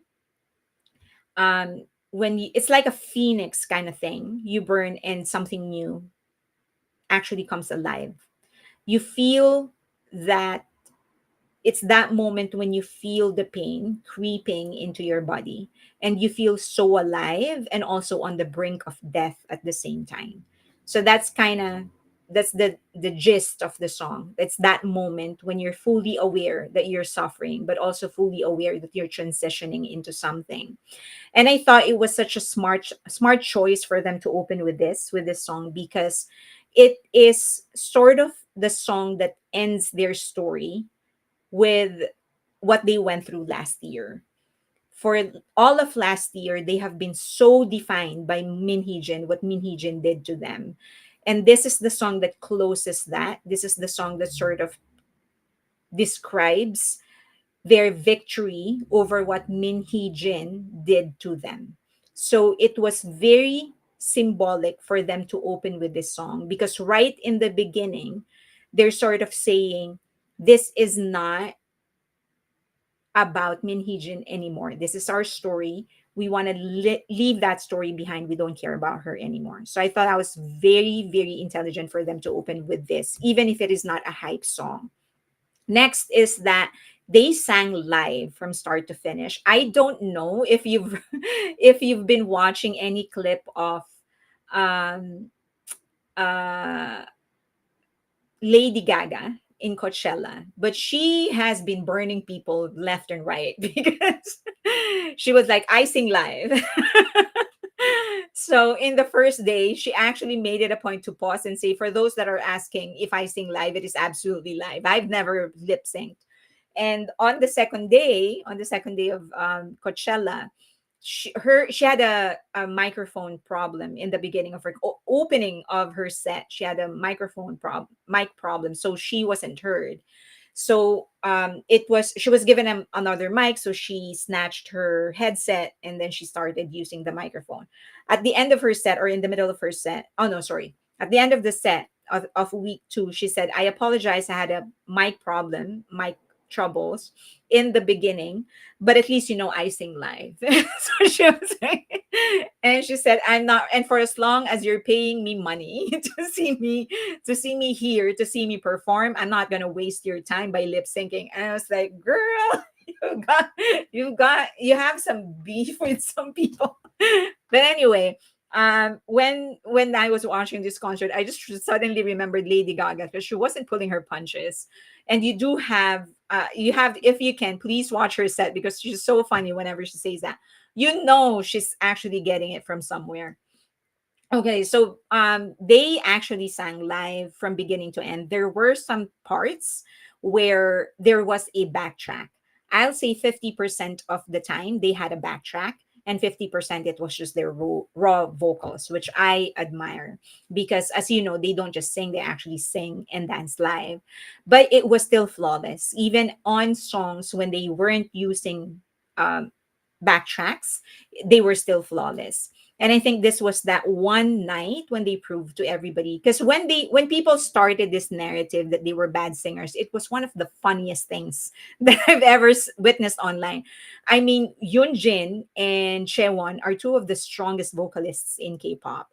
And this girl, Yoonjin, is actually a mezzo soprano. So for you to say that she's a bad live singer is just absolutely hilarious. But here they proved it. Not that they have not proved it before, but here they actually showed everybody we're singing live. But they have been showing that, just to be clear, they've been showing that from the beginning, but especially tonight because it's their own concert. So for 2.5 hours, they were actually singing live. Her set was long. Her Gaga set was long. Just to digress a little, it was long and it was also flawless. She was absolutely flawless. I totally understand, because she came from that era of performers where singers actually had to perform live. So I kind of understand how she felt, why she said the things that she said. I know where she's coming from, basically. But if you haven't watched her set, my God, or at the very least, go on Facebook maybe or YouTube and just search for the clips, because she's so funny whenever she says that. I sing live. It's like, okay, is there a score you're trying to settle or something? Okay. So they were flawless. And of course, the routine was also flawless. And I am especially proud of Sakura. This is one thing that a lot of people do not understand. She has been an idol since 2000, and that's something that she personally said. She's been an idol since 2000, but she's been an idol since 2000 in Japan. And the training there and the expectation for an idol is very, very different from the expectation from an idol here I mean, not here, but in Korea. So there, it wasn't about standing out, it wasn't about becoming a great singer, it was just making sure that you're part of a cohesive unit, so that when you all dance, you all look cute. So she never really pushed herself to this extent. I don't know if you were able to watch the reality show that she participated in. It was a Japanese and Korean reality show that formed iZone or IZ1, iZone. So that was the iZone, right? So that was that reality show. And I remember this one clip, because so she was singing, and the judges weren't impressed, because she didn't really, as I've said, in Japan, you don't really train for that heavily to sing and to dance. And Sakura is 27. And so when it was her turn, a lot of the judges weren't actually impressed, and they gave her a low score. She was actually getting booted out. And there was this one judge who said, get her in. And she couldn't explain why. It was so funny. Or maybe she did, but she did it off camera. But she was, and everyone was looking at this judge funny. It was like, are you crazy? It's like there's others on that stage that are more deserving. And she was just like, no, just get her in, trust me, get her in. Just trust me. And so I guess everybody trusted her because they gave her an A.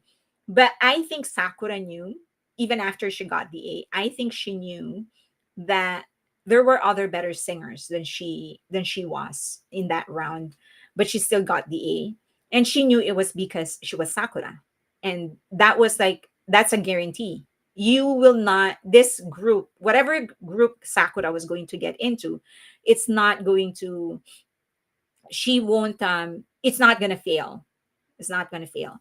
So, and it didn't fail. The IZ1 didn't fail. Um, so and so that kind of, there was this scene after that when she called her mom and she cried, and she couldn't explain to her mom why she was crying, because supposedly everything was doing well. Everything was going well, because she's she's gonna be a member of the group. But I think that sort of, from then on, when she signed a contract with Source Music, when Bang Shi-yuk scouted her to become a member of Les Seraphim, there was a different set of expectations she never really knew about. But in this concert, she redeemed herself and she proved to everybody why she is the ultimate idol. She's the idol of idols, and why she's still around. She was absolutely flawless, and I think she deserves better recognition, and people should thank her more, because when Le Seraphim launched, a huge part of the popularity was because of her, because it's Sakura. She's the darling of Japan. You're not going to fail. That's guaranteed. Like, no matter what you do with that group, you're not going to fail, because you're not going to do any worse than what happened with AKB48, right? So it was a guaranteed success because of Sakura. But in this concert, she proved why she deserved the spot. And nobody can question her for it. And then at the end of it, they read a letter that they wrote to their fans. And I would say that the most powerful, the most emotional, is the letter of Sakura to Pionas, or Fearnas, the name of their fandom. But Yunjin's letter, I think, is the most powerful, because it was her sort of really sealing that part of their history, what Minheejin subjected them to. It was her way. With that letter, she's telling everybody, do not, let's not give her. She was telling her fans as well, their fans as well, for them to stop giving Minheejin the power over them. Like, stop it. Don't mention her anymore. Do not allow her to dictate the narrative, because the more you give her credit, the more power you give her. So in that letter, she's saying, this is our narrative now, and we will dictate what's going to happen with our story. So she told the story about a pearl. She said that she asked her fans, like, do you know how a pearl is actually done? It's just like this, um, dust actually goes into a clam or whatever, a shell, and it goes through incredible amount of pressure for years and years until it becomes a pearl. And she said that's what we went through, like a lot of pressure. And she wants to believe that they are now starting to become a pearl. But at the end of it, her point is that I will not allow her to damage the group anymore, and I will not allow her to damage the fandom anymore. So I thought it was the most powerful part. But I would say that the most touching, or maybe even funny part, is that Bang Shi-yuk was actually crying with them. So when Yoon-jin was actually reading the letter, she wasn't crying. Sakura started crying, so she started crying, and then Bang Shi-yuk started crying as well. And the guy beside him is Sosung Jin, which is the CEO of Source Music. So it was funny to actually see Bang Shi-yuk cry, because I never saw that with BTS, because he never really showed himself with BTS, right? Like, he would take pictures after, or there was that one phone call when they got to Billboard Hot 100. Other than that, he doesn't usually show himself when it's a BTS part. Try to, like, just notice it. He doesn't really put himself in front. Like, if it's BTS, it's just BTS. Talk to BTS. It's like it's a BTS story, then talk to them. So it's so rare to see his emotion in relation to the group that is actually producing. So to see him here, it was a treat. It was like, oh, so you do have an emotion. um was he really? I thought it was just people editing the video to appear like he was crying at that time. No, he was really crying. There were some fan cams that were on him while Sakura was crying. In the beginning, he wasn't. So it was actually Sakura that made everybody cry. But Sakura is saying that it was actually Yunjin's letter that made her cry. So if you want to see the concert, go to my Patreon. I actually posted it there. I don't usually post paid content to respect the artists. It's really their living, so they should earn from it. It's just that I do make exceptions when I think it's going to be beneficial to the artist, and I feel like this part is going to be beneficial for the artist. So watch it. You'll be able to watch it on Patreon. I posted some parts of the concert. Okay, that is the last presentation that I have. Do you have questions about BTS, about LESSERAFIM? He's acting. He's acting like a dad watching his daughters. I mean, oh, I remember that one documentary of LESSERAFIM, and in the this is the last documentary that they had, that they showed, and in that documentary, Yoonjin was talking to him about the things that they were going through, and he asked a very intelligent question. So when Yoonjin was talking with him, Yoonjin was saying like, people are saying this, people are saying that, and he was like, who are these people?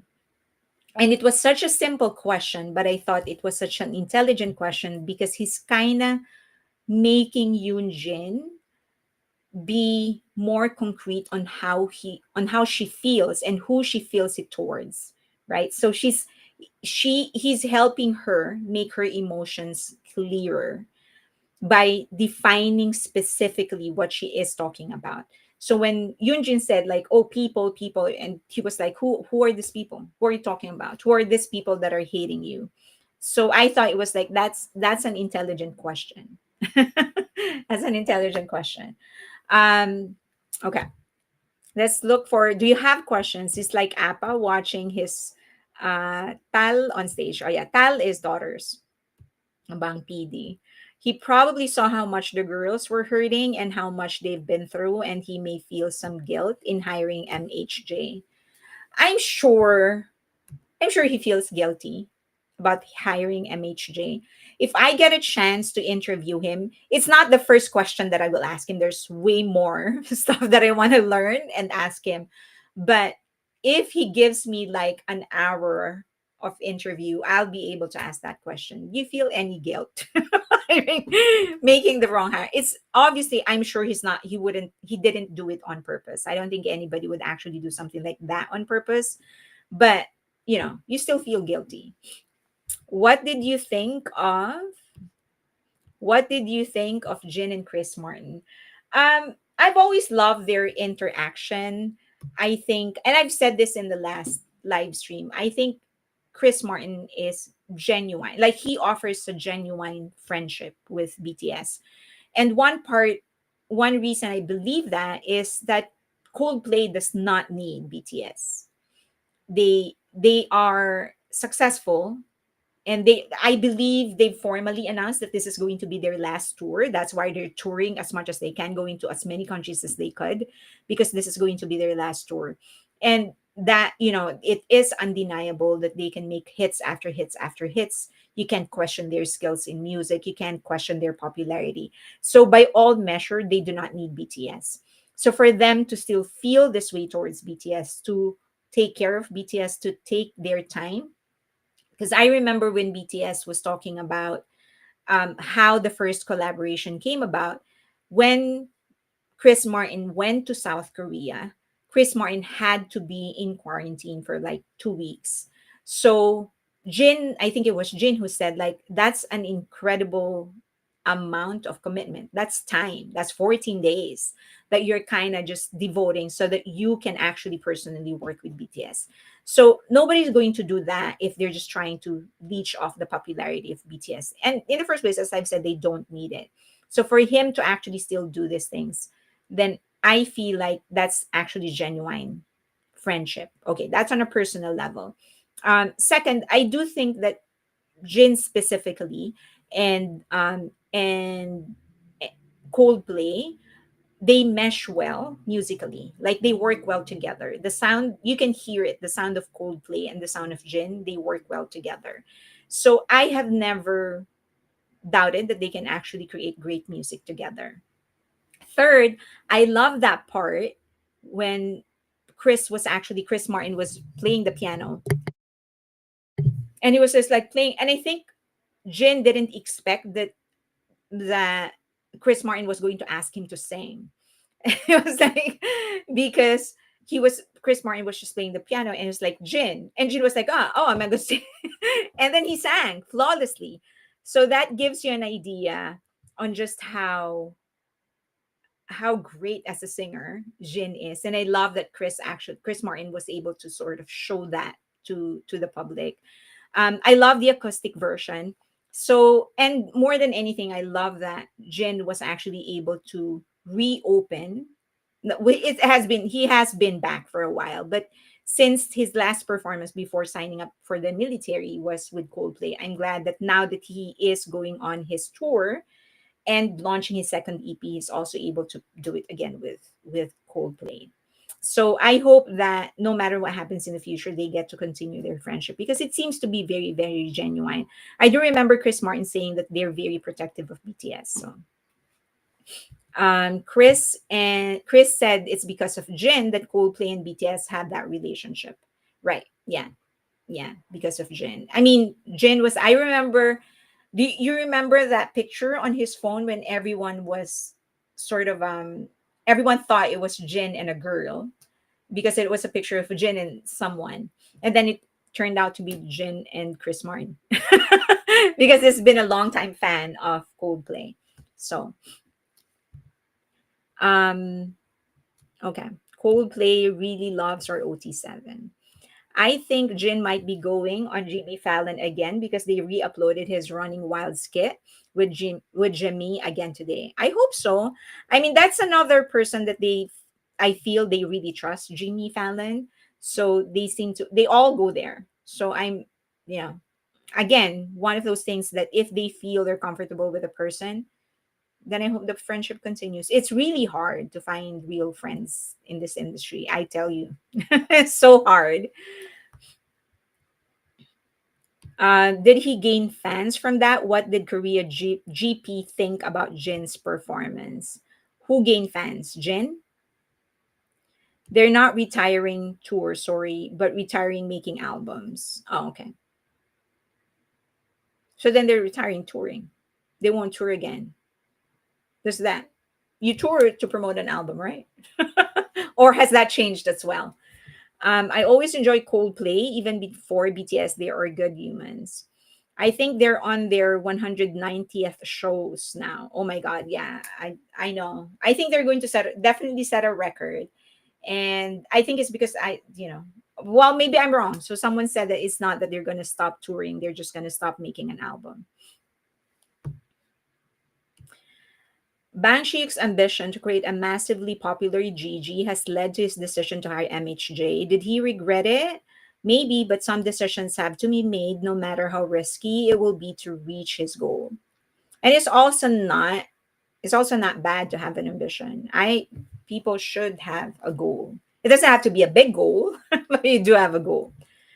Coldplay has 2 more albums to make. Oh, they have 2 more albums to make. They are touring, but not creating new music. Oh, you're giving me 2 different information. Lily said that they're touring but not creating music, and then RJ is saying they're making there are 2 more albums. Yes, it's confusing at first. I thought when they said Coldplay stopped making new albums, I took it as stop touring, but no, they will not try to create new albums. Okay. The clip I saw, Jin was holding a sign that says, "Can I sing the astronaut with you?" Jin was in the audience. Yeah, but that's part of their skit. That's part of the setup to bring Jin in. That's part of their skit. Thank you, Fairy. Thank you. Okay, we are 2 minutes away. Do you have questions before we close this? Um, for my video today, which will be published in a bit, I'm going to create a video.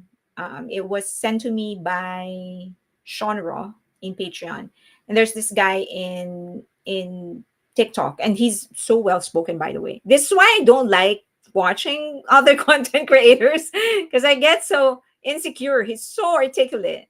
So he was talking about like why Jenny and Lisa um, are not connecting with their audience. So I just want to react to that. But my God, he's so articulate. I wish I could talk like him.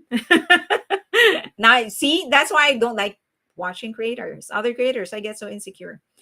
Are you going to see Jin? Yes. So the goal is for me. So I'll be in Europe, I think, by the time that they are in LA. So I will just go to. So the only place that works with my schedule is New York. So I will go to New York. Hopefully, I will get a suite. But yes, the answer is yes. I'm gonna see him. So if I go there, I might as well see him for 2 days. I usually do more than one anyway. So you can read Variety and watch interview where Chris say they will make 12. They have made 10. Fairly Nigma Price has a question. Nigma Price has a question. What's the question? Nigma Price. Oh my God, Nigma Price. Just ask it again. I don't know how to go back to you. Nigma Price, but you do well with your speaking. Nothing to be insecure about. And just inborn.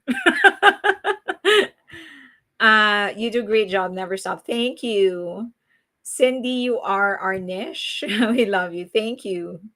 You are amazing. As thank you. Thank you, Booney, Cindy, Kathleen, Sam Jones. I'm so jealous. You saw Hobie and now you're gonna see Jen. Fearlane, please adopt me. They're gonna go to you're from Singapore, right?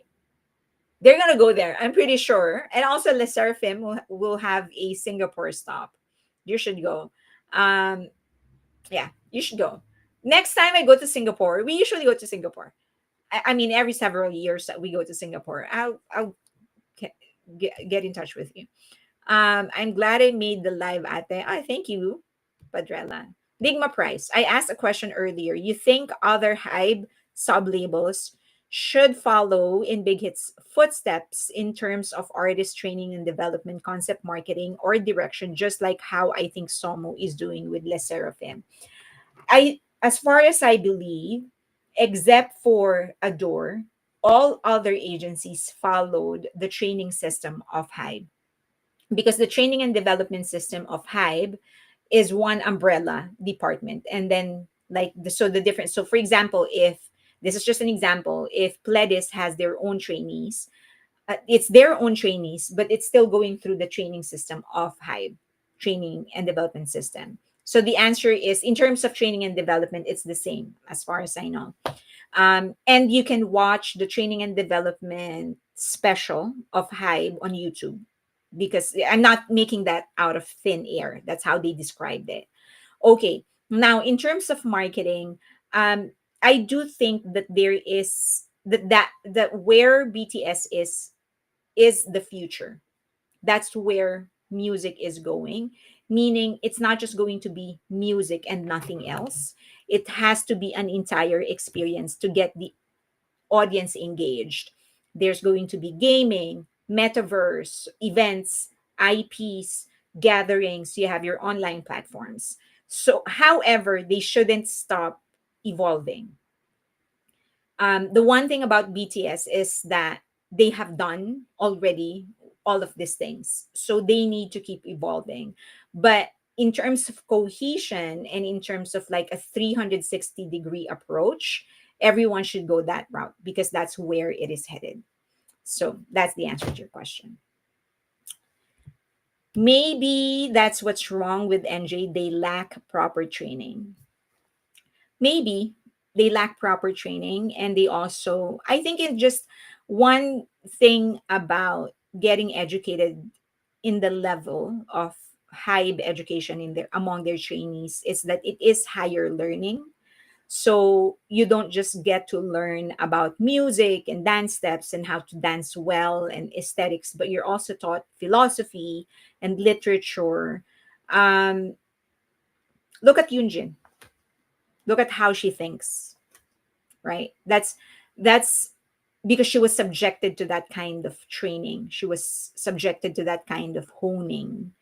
Again, watch the training and development special, because one of the trainees actually specifically mentioned Yunjin, and you'll get like, they know where you are, like what your potential, and they'll hone that potential. And so they kind of knew that Yunjin has it in her to be a critical thinker. And so I feel like they actually honed her in that direction. And I think that started with RM. We're going to get into that. And that's an entirely different discussion. Okay, we are 2 minutes and 2 hours and 4 minutes. If you want me to talk about it, let me know. And I'll talk about like the training and all of that, all of those things, just based on what we see. I'm not going to invent anything. So let me know if you want me to talk about it. I'll expound on that in the next live. My next live will be Wednesday. I might do a live tomorrow, actually, just to watch some videos. I keep on saying that. I don't do it. Huh? I'm sorry. Just live. Okay. Thank you, everybody. Bye. Okay, Nigma, I'll do it.